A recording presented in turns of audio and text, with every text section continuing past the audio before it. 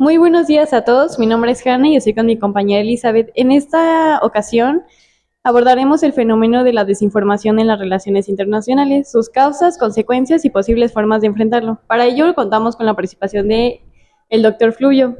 ¿Cómo está, profe? Hola, muy buenas tardes a todas, a todos, a ustedes y a toda la Universidad Nacional Rosario Castellanos. Cuéntenos un poco sobre usted. Bueno, yo soy docente aquí en la Universidad Nacional Rosario Castellanos. Estoy en la Academia de Relaciones Internacionales y ya llevo varios años participando dentro de la institución académica. Sin preámbulo, comencemos. ¿Qué opina acerca de la desinformación en las relaciones internacionales? Bueno, ese tema es muy importante.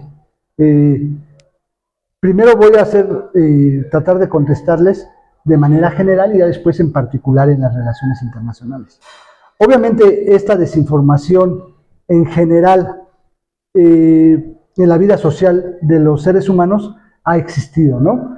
Recordemos incluso históricamente cómo ha habido desinformación, principalmente para las batallas bélicas o las guerras, ¿no? Los ejércitos trataban de dar información falsa o tratar de persuadir para ganar conflictos bélicos a lo largo de la historia, ¿no? Lo hemos visto. En la Segunda Guerra Mundial hubo una gran propaganda de los dos lados para poder incidir y ganar la batalla, ¿no? Recordemos cómo los aviones alemanes aventaban papeles a las ciudades, principalmente a Gran Bretaña, Francia, donde daban información o desinformación sobre algún acontecimiento. Entonces, ese fenómeno no es nuevo, ¿correcto? La desinformación no es algo nuevo. Ha existido a lo largo de la humanidad en diferentes aspectos y diferentes coyunturas. Ahora, en las relaciones internacionales es importante conocer y trascender que ha habido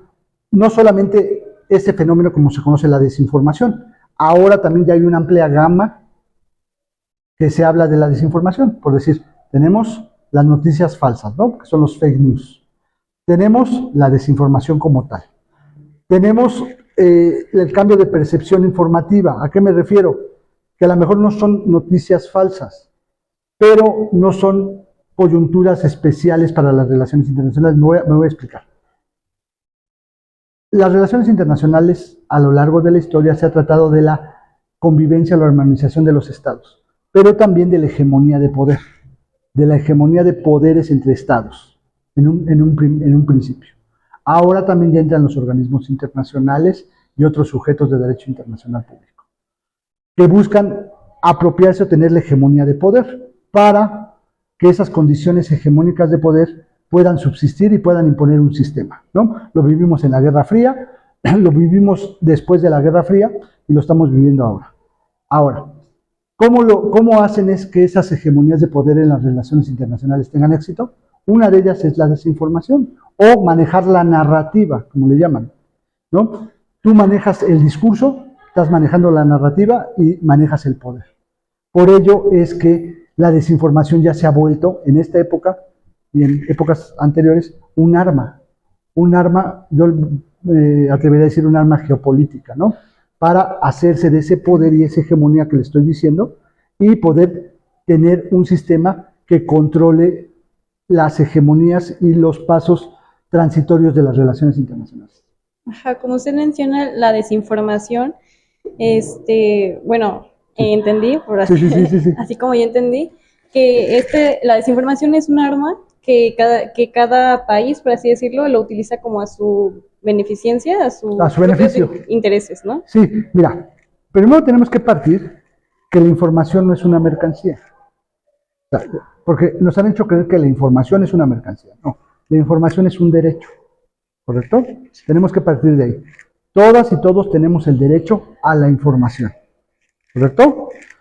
Pero ese derecho se ha trastocado y no ha sido cumplido por los estados y por los organismos internacionales porque se ha viciado, se ha contaminado ese derecho, ¿correcto? De la información.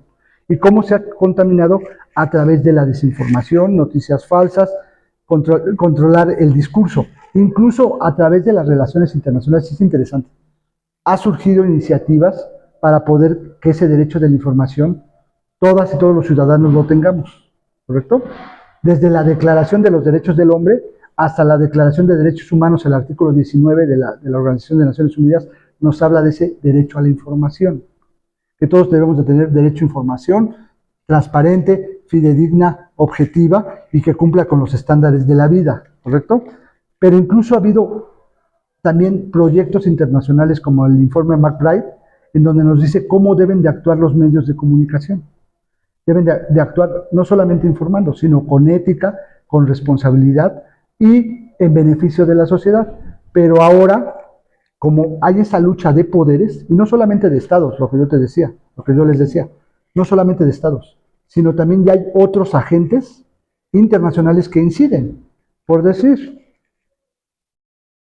los medios de comunicación masiva se han ido digitalizando. Anteriormente no existían redes sociales, estamos de acuerdo, ¿no? Toda la gente se informaba a través de periódicos, revistas o formatos tradicionales, televisión. ¿Estamos de acuerdo?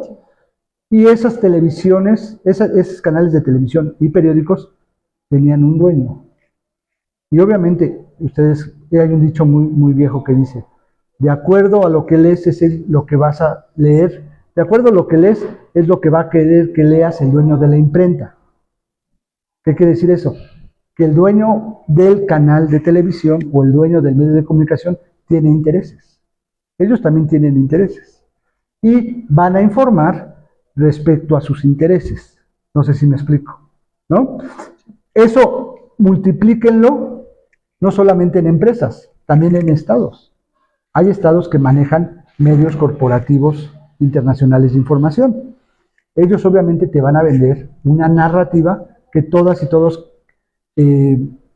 consumimos y creemos que esa es la verdad o la información, pero realmente tiene un sesgo de poder, ¿no?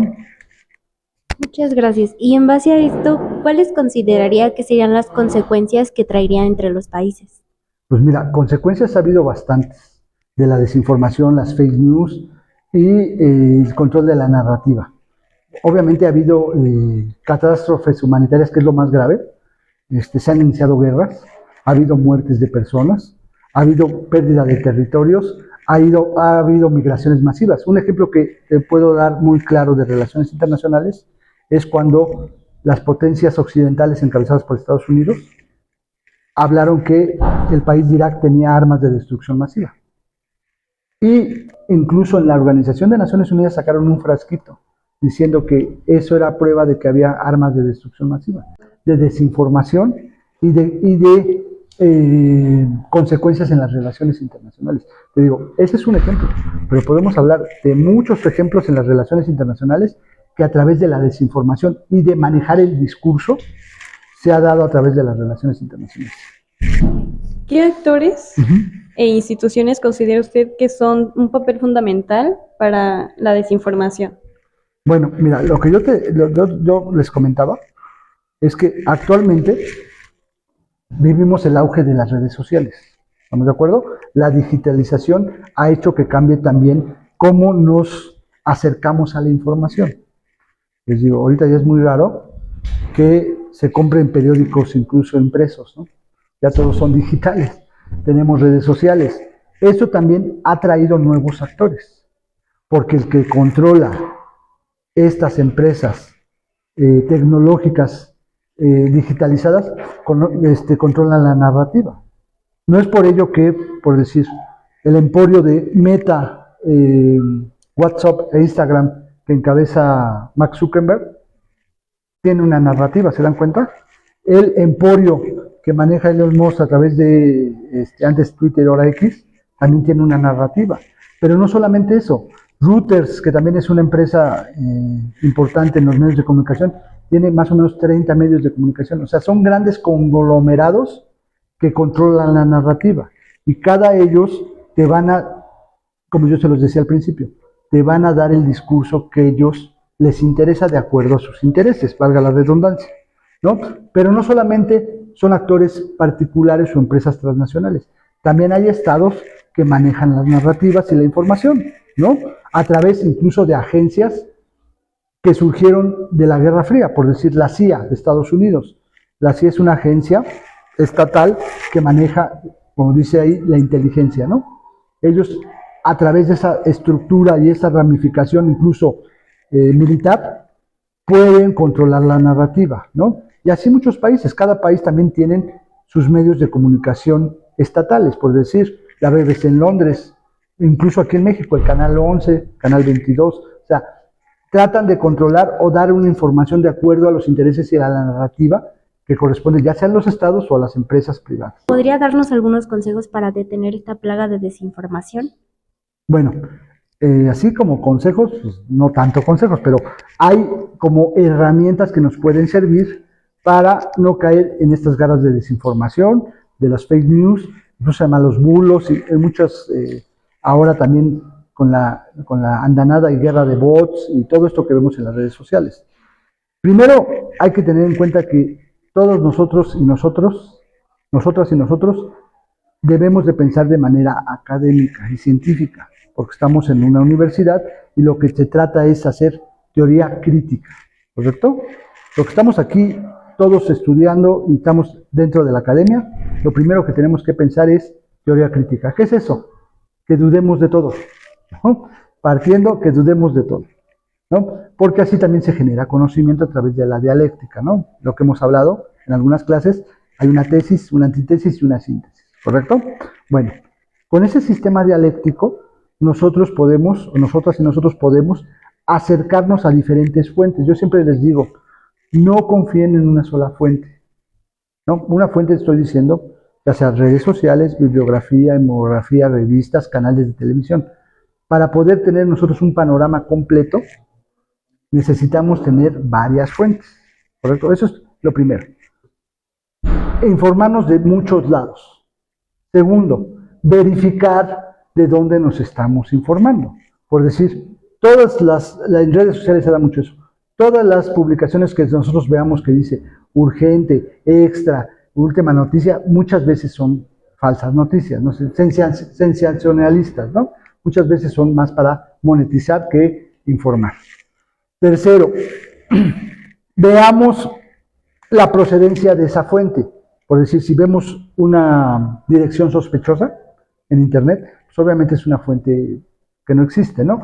Si no tiene, ustedes lo saben muy bien, cuando no tiene foto de perfil, cuando no tiene información sobre lo que está informando, pues muchas veces son noticias incluso pagadas, ¿no?